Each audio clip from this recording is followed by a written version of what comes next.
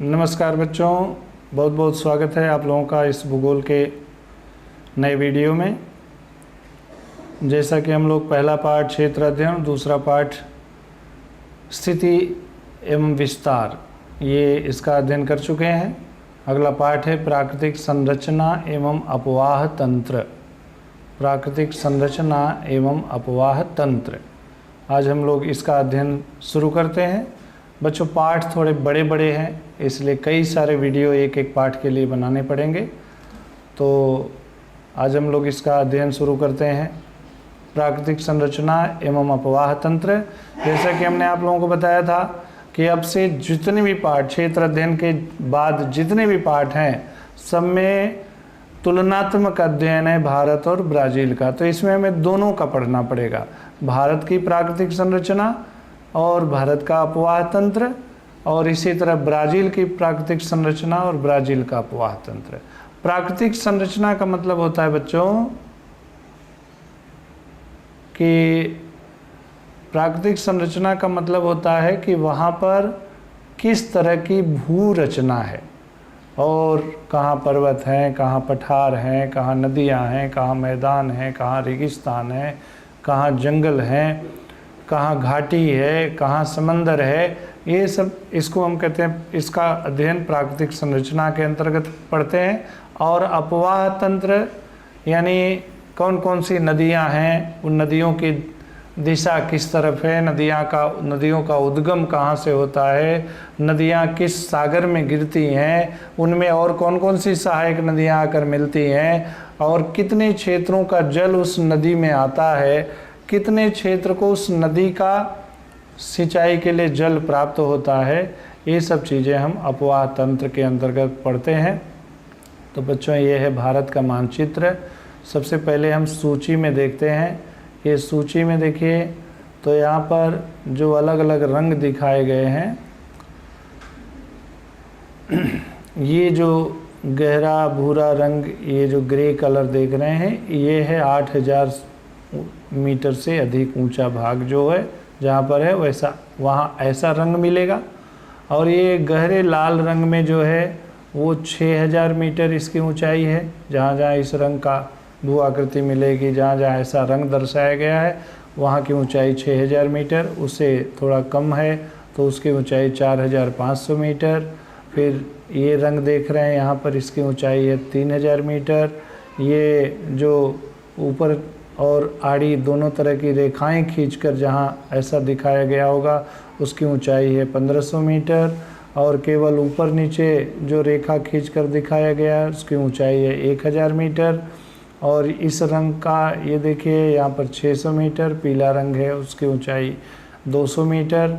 ये उसके नीचे 150, और जो गहरे हरे रंग में है वो 0 मीटर, यानी वो समुद्र है। तो ये जो ऊंचाई दी जाती है बच्चों, ये समुद्र तल से होता है। यानी ये समुद्र के जो ऊपर की सतह है, जहाँ पानी है, ऊपर की सतह से वह भूभाग कितना ऊंचा है, ये इस आधार पर उसकी गणना की जाती है। तो हम लोग देख लेते हैं।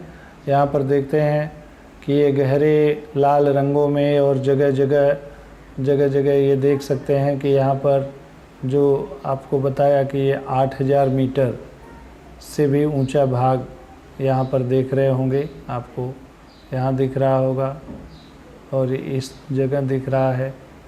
तो ये 8000 मीटर से भी ऊंचा भाग है। और ये जो गहरे लाल रंग में है, इसकी ऊंचाई, ये जो गहरे लाल रंग में है, इसकी ऊंचाई ये जो देख रहे हैं आप लोग, ये 6000 मीटर। थोड़ा हल्का है, उसकी ऊंचाई 5000 मीटर। इस तरह से इन रंगों के माध्यम से हम इनकी ऊंचाई जान सकते हैं। यहाँ पर ये जो हरा रंग देख रहे हैं बच्चों, ये हरा रंग बहुत ही निचला भाग है, मैदानी भाग है, जहाँ पर जो खेती के लिए मैदानी भाग माना जाता है, खेती के लिए उपयुक्त होता है। ये पीला रंग जो आप देख रहे हैं, पीला रंग, इसकी ऊंचाई हमने बताया था कि 200 मीटर के लगभग है। और जो हरा रंग दिख रहा है वो समुद्र सतह के करीब है। तो ये हम ये आगे पाठ में जहाँ जहाँ आवश्यकता होगी वहाँ हम मानचित्र का अध्ययन करते रहेंगे और देखते रहेंगे। आगे पाठ में देखते हैं बच्चों, भारत में 6000 मीटर से अधिक ऊंचा भाग किस दिशा में स्थित है? तो 6000 से अधिक ऊंचा भाग हमने ये ऊपर की तरफ देखा तो ये उत्तर दिशा में स्थित है। कौन सी दिशा में बच्चों? उत्तर दिशा में। यहाँ पर भी अरुणाचल प्रदेश में भी ऊंचा भाग है, आसाम में है, तो ये उत्तर दिशा में 6000 से अधिक ऊंचा भाग उत्तर दिशा में स्थित है। प्रायद्वीप में स्थित दक्षिण की ओर बहने वाली नदी ढूंढिए वो किस नदी की घाटी का भाग है। तो बच्चों यहाँ मैं आपको बता देता हूँ, आप लोगों को ढूंढने में बहुत समय लगेगा। तो दक्षिण दिशा मानचित्र पर इस तरह दिशा दर्शाई रहती है और इधर रहता है उत्तर, इधर है दक्षिण, इधर है पूर्व और इधर है पश्चिम। तो ये मानचित्र पर इस तरह से ऊपर की तरफ उत्तर दिशा और नीचे की तरफ दक्षिण। तो यहाँ पर आप लोग देख रहे होंगे एक नदी है, ये है माही नदी है, इसी तरह साबरमती नदी है और इसी तरह एक नदी और है जिसका नाम है लूनी। माही, साबरमती और लूनी, यहाँ देखिए यहाँ पर है, तो ये लूनी नदी है। लूही, माही और साबरमती ये नदियाँ बच्चों आप देख रहे हैं कि ये नदी इस तरफ आ रही है दक्षिण दिशा की तरफ। इसी तरह ये साबरमती नदी आ रही है इस तरफ, माही नदी आ रही है इस तरफ। तो ये नदियाँ दक्षिण दिशा की ओर बह रही हैं। और अगला जो प्रश्न किया गया है, गहरे हरे रंग में दर्शाई गई उत्तर की ओर की भूमि की ढाल किस ओर है? तो आप लोग यहाँ देख रहे हैं गहरे हरे रंग में ये उत्तर की दिशा में जो भूभाग दिया गया है, इसकी ढाल किस तरफ है? अब कैसे पता चलेगा इसकी ढाल किस तरफ है? तो ये हम इसको नदी किस तरफ बह रही है, किस तरफ जा रही है, उससे हमें पता चलता है। क्योंकि हमें पता है कि पानी ढाल की तरफ बहता है। तो बच्चों यहाँ पर देख रहे हैं आप लोग, ये रामगंगा है, ये गंगा है, ये शारदा है, ये सब ये गोमती है। तो ये नदी गंगा नदी आती है, आ रही है, इसी में गंडक है, इसी में कोशी है और राप्ती है और इस तरह ये घाघरा है। ये नदियाँ आकर के ये देखिए यहाँ पर ये यमुना नदी है। यमुना नदी आकर के प्रयाग में, इलाहाबाद में गंगा नदी से मिल जाती है। तो बच्चों ये जो नदियाँ दिखाया गया है, नदी इस तरफ जा रही है, इस तरफ जा रही है, इधर बंगाल की खाड़ी की तरफ।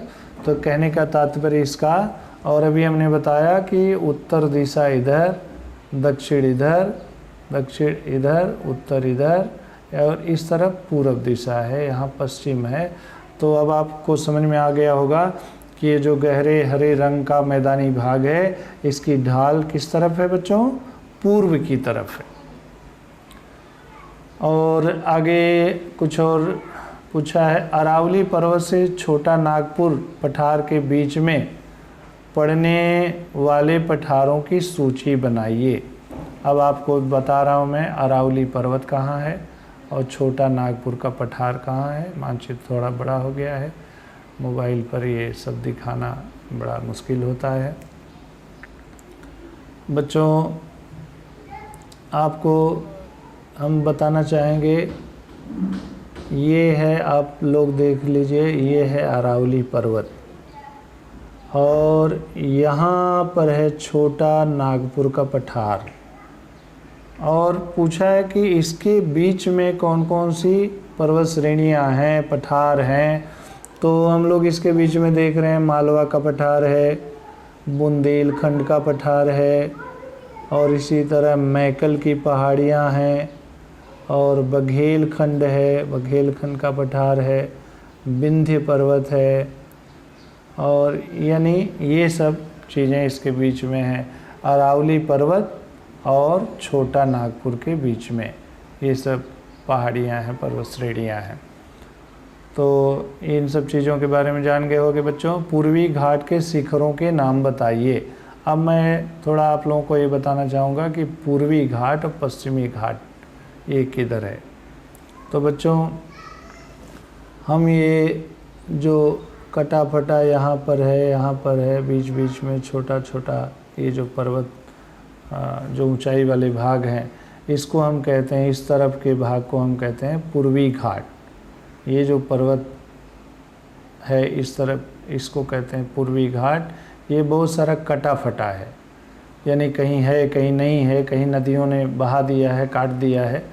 और इस तरफ है बच्चों, ये जो लाल रंग देख रहे हैं आप लोग, इस तरफ ये जो देख रहे हैं ये है पश्चिमी घाट, पश्चिमी घाट।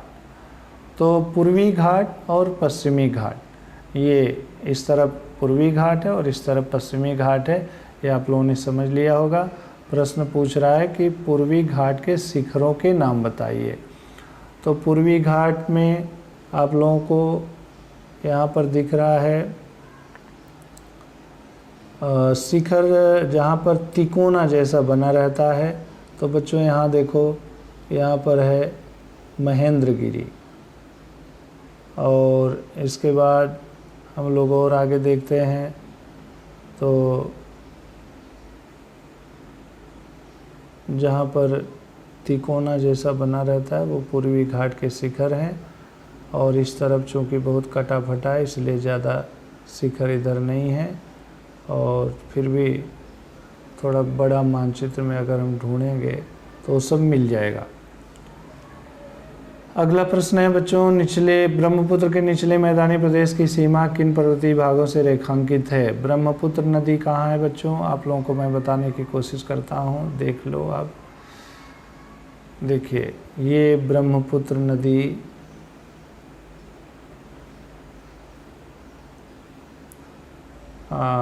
ये है ब्रह्मपुत्र नदी। आप देख रहे होंगे इधर से आकर के यहाँ आकर के इस तरफ ये बांग्लादेश से होती हुई ये चली जाती है, बंगाल की खाड़ी में गिरती है।